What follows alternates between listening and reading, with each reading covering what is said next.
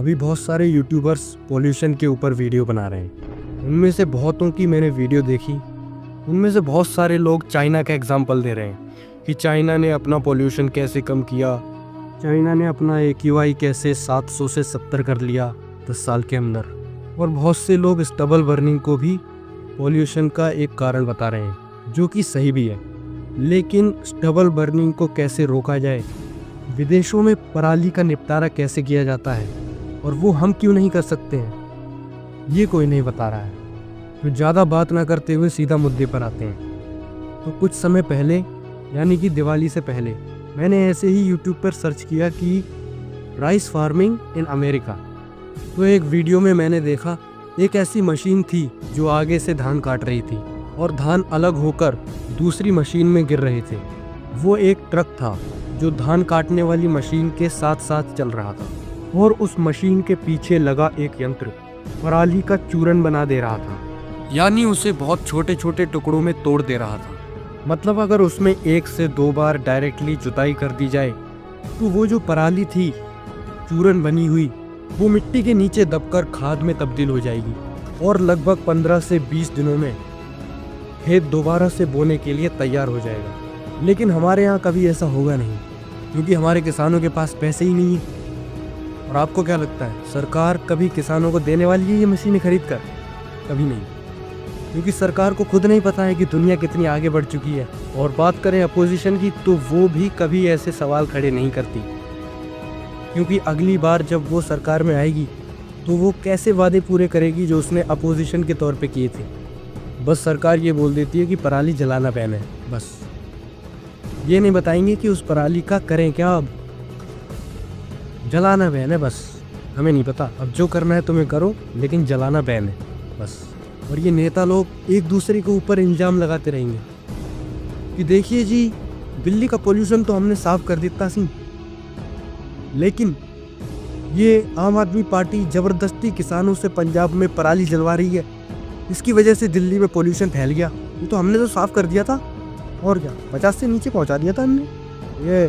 ये पंजाब में इन्होंने परालियाँ जलवा दी किसानों से ज़बरदस्ती पैसे देकर, इस वजह से यहाँ पोल्यूशन हो गया, वरना हमारी तरफ से तो साफ था एकदम। और क्या, तो ये तो हो गई प्रॉब्लम की बात। अब बात करते हैं सॉल्यूशन की, कि सॉल्यूशन क्या हो सकता है इसका। तो इसका सॉल्यूशन ये है कि भारत में जितनी भी पार्टियां हैं, वो जो इलेक्शन लड़ती हैं, उसमें जो पैसा खर्च होता है, उस पैसे का लगभग 70% वो किसानों को मशीन खरीदने में लगा दें और 30% से अपना काम चलाने। बस यही सॉल्यूशन है इसका, और मैं पूरा बताऊंगा वो कैसे। पिछले 5 सालों में भारत में चुनाव पर लगभग 1 लाख करोड़ रुपए खर्च हुए हैं। तो 1 लाख करोड़ रुपए की 25,000 मशीनें आती हैं ऐसी। अगर हम हर एक मशीन का प्राइस 4 करोड़ रखें तो, और हरियाणा और पंजाब को मिलाकर चावल की खेती 43 लाख हेक्टेयर ज़मीन पर की जाती है, ठीक है।